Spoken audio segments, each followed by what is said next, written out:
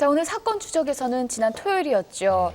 정말 자칫 아찔한 사고로 발전될 수도 있었던 사건 취재하셨죠? 그렇습니다. 인천에서 한 남자가 아파트를 폭파하겠다며 협박을 했고요. 경찰과 대치하는 사건이 발생했는데요. 사건의 전말을 추적했습니다. 지난 5일 인천의 한 아파트 단지에서 발생한 사건. 예를 들어서 가스 냄새가 무적이나 가스 틀어놓고 대치 중이다. 한 남자가 전처의 아파트에 침입해 집을 폭파하겠다고 협박을 한 것인데요. 가스 틀어놓고 죽을 테니까 알아서 해라. 잘 있어라. 나 간다. 그렇게 이제 음성 메시지를 남기는 겁니다. 그리고 잠시 후 경찰과 대치를 벌인 지 3시간 만에 50대의 협박범 박 씨가 스스로 목숨을 끊었습니다. 다 추석 와갖고 그거 다 하고 마누라하고 아들들하고 다 보여주더라고. 그래갖고 자살했. 자칫 잘못하면 대형 참사가 일어날 자신의 뻔했는데요. 아내를 만나게 해주지 않으면 이 아파트를 폭파하겠다며 위협을 했는데요. 그는 왜 많은 사람들의 목숨을 걸고 위험한 도박을 했던 것일까요?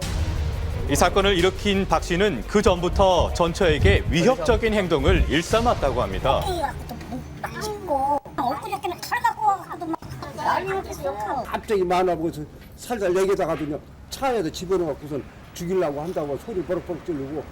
이뿐만이 아닙니다. 이 틈새까지 똥을 또 다 묻힌 거야. 이 틈새까지 또. 이게 다 똥이야. 이 똥을 갖다 매대기 집에 들다고 그만이가 똥을 갖다 여기다 갖다 다. 이혼은 했지만 전처 집에 와서 살던 박 씨. 석 달 전 전처는 그에게 나가달라고 요구했다는데요. 한 3달 전부터 돈 있는 돈 다 뺏어다가 다 탕진하고 돈 두 개 된 거 다 뺏겨버리고 지금 완전히 거지가 돼버렸거든. 지난 9월 초부터 전처에게 재결합을 요구하며 그는 더욱 폭력적으로 변했답니다.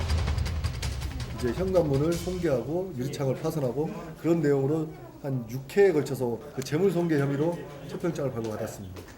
그가 다시 찾아올까 가족들은 불안에 떨 수밖에 없었습니다. 아니면 오시면 바로 연락 좀 해달라고 경찰에. 결국 전처와 아들은 박 씨를 피해 거처를 옮겼는데요. 저희가 4일 전인가 3일 전에 나갔잖아요. 집에서. 근데 나가기 전에 경찰이 있을 때 아예 그냥 열쇠를 해놓고 갔어요. 뭐 열쇠 수리공을 불러 다시 따고 들어갔던 건지 모르겠는데. 이후 아무도 없는 빈집에 강제로 문을 열고 침입한 박 씨는 바로 이곳에서 가스 폭파 협박 사건을 일으킨 후 스스로 목숨을 끊었습니다. 휴대폰 속에서 그가 극단적인 선택을 한 이유를 엿볼 수 있었는데요. 집안에서 자살하려 했다는 내용. 박 씨가 이렇게까지 해서 얻어내고 싶었던 것은 바로 가족의 관심이었습니다. 하지만 끝내 가족과 연락이 되지 않자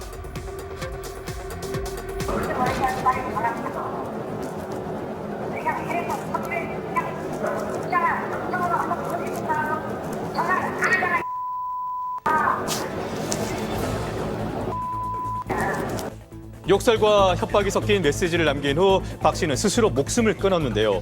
가족이 끝내 박 씨를 피한 이유는 그가 당시 술에 취해 보였기 때문이랍니다. 술을 엄청 좋아합니다. 근데 그 전부터 술을 좀 드셔가지고 그것 때문에 조금 트러블이 있었나 봐요. 그는 술에 취하면 더욱 폭력적으로 변했다는데요. 건강에도 이상이 생겼습니다. 지 사람이 반항 환자라 지금 병원은 저 자꾸 3개월마다 재발하고 이런 상태였거든. 돌아버렸나 봐 그때. 갑자기. 더 돌아버렸나 봐. 이에 대해서 박 씨의 아들과 말을 나눠봤습니다. 계속 같은데 한 번씩 가보라고 이렇게 얘기를 했었다고 얘기를 들었는데 안 가신 이유가 있었죠. 제가 그냥 별로. 그러니까 충분히 이제 좀 개선이 될 거라고 보고 있었던 거예요. 아니요, 그냥 제가 별로 상담이나 그런 데 별로 싫어했어요.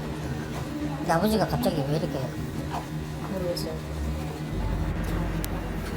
그동안 박 씨의 괴롭힘에 시달리며 가족들은 무기력해진 지 오래인 듯 했습니다. 지금 해도 나를 버린 가족이 결과적으로 사회가 날 버렸다고 확대 재생산해서 해석할 수가 있거든요. 그러니까 결과적으로 이런 분들이 만약 나쁜 마음을 먹게 되면 엄한 사람이 피해를 입는, 즉 다수가 피해 입는 상황이 발생할 수 있기 때문에 이 부분에 대해서 우리 사회가 심각하게 고민을 해야 될 시점이라고 생각합니다. 가정폭력에 의한 한 가족의 해체가 불러온 사건. 가정폭력이 확대될 경우의 심각성을 다시 한번 일깨운 사건이었습니다. 어떻게 보면 평범했던 한 남성이 수백 명의 목숨을 위협하는 이 강력범으로 변해버렸던 사건을 한번 추적을 해봤습니다. 이 만약에 가스가 폭발을 했더라면 대형 참사로 또 이어질 뻔했기 때문에 아찔하기만 한데요. 사건의 발단을 한번 돌아가 보니까 네. 가정폭력이 원인인 거잖아요. 그렇습니다. 심한 욕설과 괴롭힘으로 가족들을 학대해 왔다라고 이웃들은 증언을 하고 있는데요. 예. 전처가 집에 있었으면 아내를 해치는 상황으로 발전했을 거다. 미리 대피해 있었던 행동은 적절한 조치였다고 전문가들은 말하고 있습니다. 예. 네. 이 전 남편인 박 씨는 가정폭력이 계속 있었는데도 이 재물손괴 혐의만 받고 있었다고 합니다.